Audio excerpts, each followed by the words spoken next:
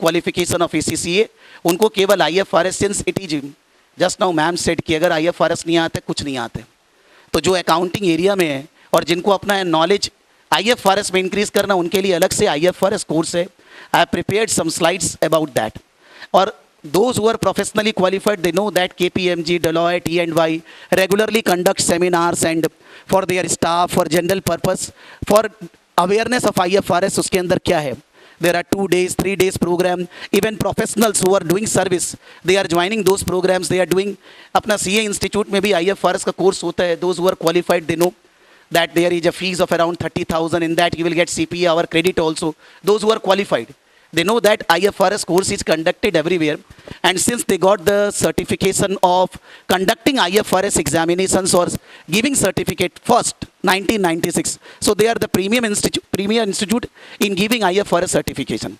so if somebody has, I mean to say, just one point of view कि मेरे को केवल IFRS ही पढ़ना है, उसमें मेरा जो नॉलेज है मेरे को उसमें पूरा करना है, then ACCA IFRS diploma, deep IFRS is one of the best course, because it will be giving you full knowledge relating to IFRS, all things, how it is practical aspect, different industry examples, question are set in such a manner that they are more and more practical oriented, not bookish। so it will help to have a 6 and 8 months course, will give you full entire knowledge about IFRS। so I have made a slide relating to IFRS also, what are the relevance of IFRS। I will be mailing these to everybody, don't take tension, ठीक है, you don't have to write।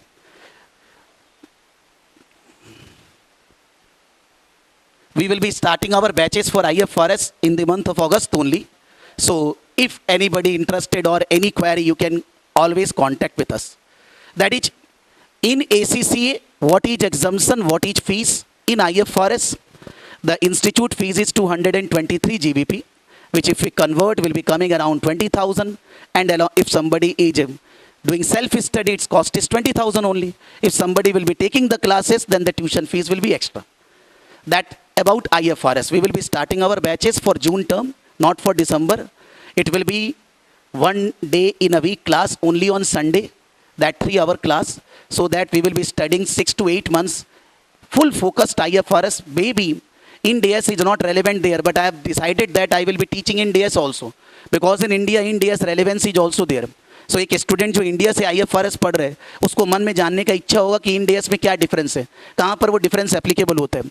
I have my students, you can say friends, because those students who have taken classes with me 10 years back, they are in touch with me, they are working in KPMG, E&Y, they are getting the assignment on IFRS। so I have generated a huge lot of documents on which basis practical aspect of IFRS can be taught। Bookish तो आपने बहुत पढ़ लिए, पूरा practical कैसे IFRS convergence होगा वो सारा चीज़ उसमें अपने पढ़ेंगे और एग्जाम देकर पास करेंगे, जिससे कि सर्टिफिकेट मिलेगा।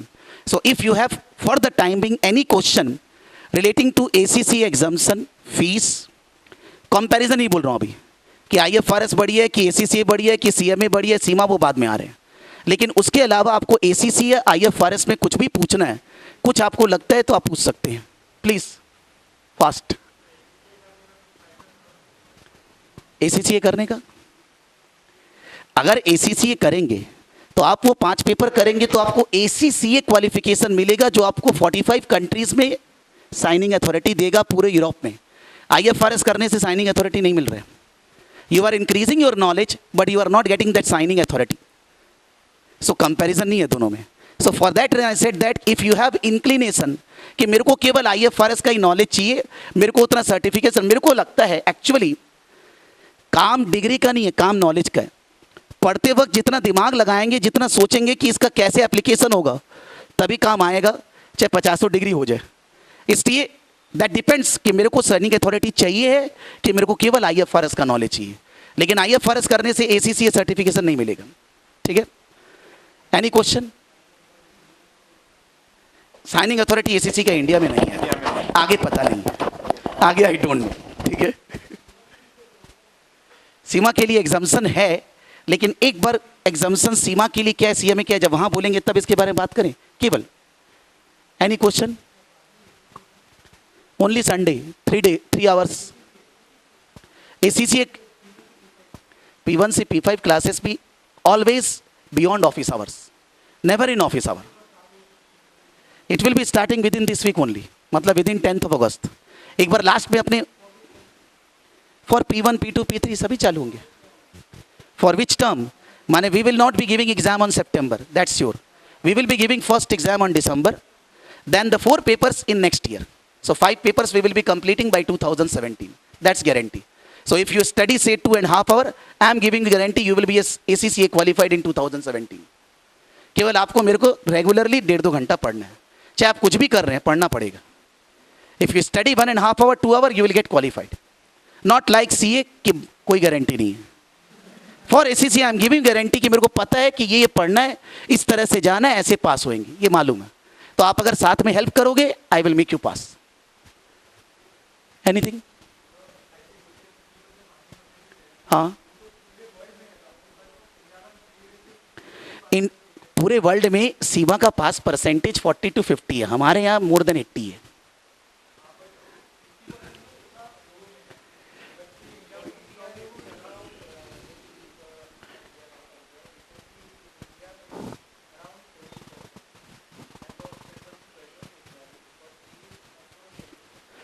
I can tell you one thing, not I am saying myself, just if somebody will be taking classes from Saraf Gurukul, 80% pass guarantee।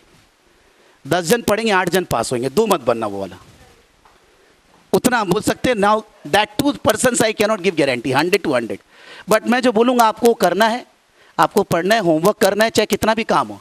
Because student says that sir 15 hours I was working, I could not study, तो फिर नहीं होगा। You have to study.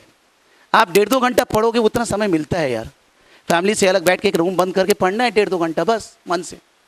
तो Indian courses में वो guarantee नहीं है, लेकिन यहाँ वो गारंटी है, बिकॉज गाइडेंस ऐसे है कि ऐसे जाना है, ऐसे पास होंगे। तो इससे वो टेंशन मत लो, बिकॉज अपने CA में 10% वाला कोर्स कर लेते हैं, जिसमें 3% पास परसेंटेज अभी 50% है। और इंडियंस आर मोस्ट, माने आई mean to say they are most powerful in the entire world. सब जगह इंडियंस, अपने इंडियंस को क्यों डिमीन करें? सो वी थिंक दैट कि इंडियंस कैन वन एनीवेयर। इससे ऐसा मत सोचिए, हम लोग जरूर पास करेंगे अगर आपकी इच्छा है तो, ठीक है। 1 second, if we are thinking about ACCA, then in that case we are thinking about global chartered accounting, global practicing firm, not only focusing on Indian corporates, focusing on बाहर वाले भी। and you know that in India KPO कितना job चलता है। तो अपने अगर उस तरह सोचते हैं कि practice, then there is no endless limit regarding job। अगर अपने जॉब सोचें, then if you go on ACCA UK website, what are the jobs they are offering, you will get an average package of ACCA qualified in the different countries, different scenario। अपने ऐसा बोलते हैं कि if you, those who have done ACCA in India and they are staying in India, they are getting a package of around 10 to 12 lakh। Now whenever we say average, because suppose हम लोग सबको ACCA qualified है, I always say this, क्या हम लोग सबको same remuneration मिलेगा? क्यों नहीं मिलेगा? सभी तो ACCA क्वालिफाइड है ना, हम भी आप सब भी।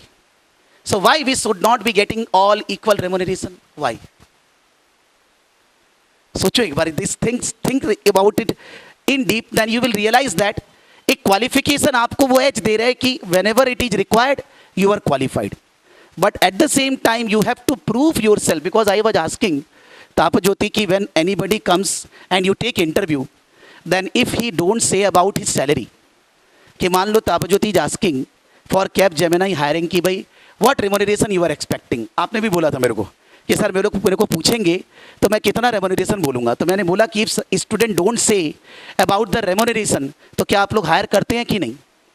Then he said that if we think about remuneration, if a fresh qualified person, whatever course he has done, उसको कोई एक्सपीरियंस तो नहीं है, जनरली वो कोई सैलरी कमांड नहीं कर सकता, उसको थोड़ा सा डिप्लोमेटिक होना पड़ेगा कि whatever you think is appropriate according to industry.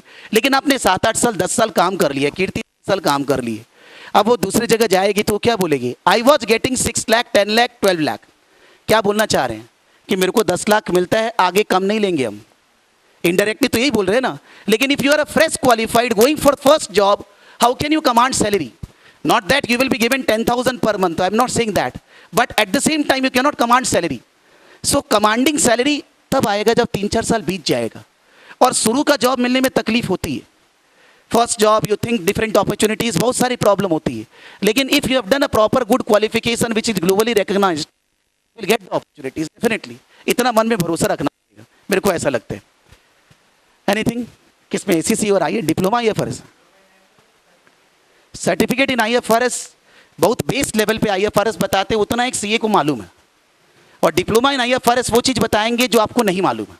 तो for professionally qualified person certificate in IFRS not required, उतना नॉलेज है अपने को।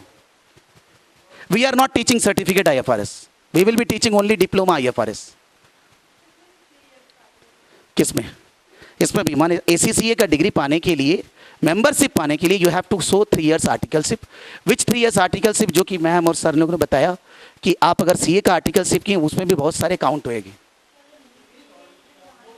ऑलमोस्ट काउंटेड है। नहीं तो इन दैट केस ये होगा कि आप पहले ACCA जब पास कर लोगे तब आपको या तो इन द मीन टाइम या बाद में 3 years का एक्सपीरियंस दिखाना था।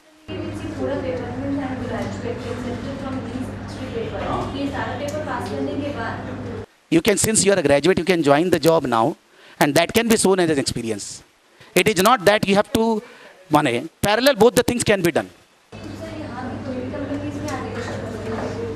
नॉर्मली तो मोटा मोटी सभी ऐसे बोलेंगे, लेकिन समझ लीजिए आप कर रहे हैं और आप पूछ लेंगे तो मैं बता दूंगा आप जहाँ पर जॉब करोगे। सर जैसे पेपर है P2 corporate reporting, so that is only UK based की इंटरनेशनल IFRS, हाँ, reporting based on IFRS, international financial reporting. तो ACCA के हम लोग के बारे में बात करें कि 5 प्रोफेशनल पेपर देना पड़ेगा CS के लिए, लेकिन CA का चार्टर तो ऐसा है कि हम लोग और भी मेंबरशिप ले ही नहीं सकते हैं आर्टिकलशिप का। या तो मैंने ये बोला था कि शुरू में कि बहुत सारे लोग क्वालिफाइड है लेकिन मेंबरशिप नहीं लेते हैं। मैंने बोला था कि हम लोग लास्ट में बात कर रहे हैं, सॉरी बता रहा हूँ मैं, और भी रीज़न है उसके, ये तो एक रीज़न है ही है, there are other reasons also. Anything SSC के बारे में, हाँ मैं बोल रही थी कि वो एडवांस जो टैक्सेशन है वो मेरा चॉइस रहेगा यूके टैक्सेशन है या ग्लोबल। ग्लोबल जब पढ़ेंगे तो इंडिया वाला भी टैक्सेशन आ जाएगा, याद आता है।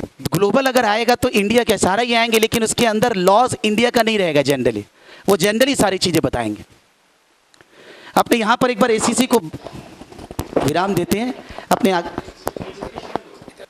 Educational loan, you have the seats, in the seat the numbers are there, you can call them, they will give the loan. मजाक नहीं कर रहा हूँ, अरे for that reason the seat is educational loan facility is already there. या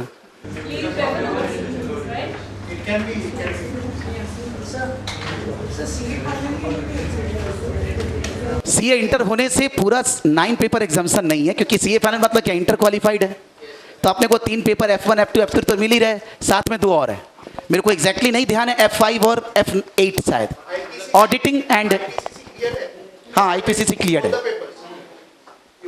then 3+2 5 एग्जामिशन।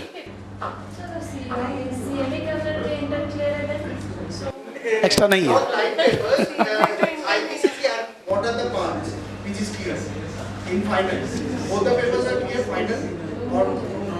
No, I have seen yesterday only. अगर IPCC cleared है तो अपने को auditing and assurance F8 examined है और F6 taxation examined, F6 and F8 along with F1 F2 F3। Seema member कितना इसमें एग्जाम्पशन? एक बात कर, सीमा एग्जाम्पशन सीमा मेंबर के लिए CMA और सीमा बोलने के बाद बात कर रहे हैं। 5 minutes प्लीज, बात कर रहे हैं, आगे बढ़ते हैं। कीर्ति।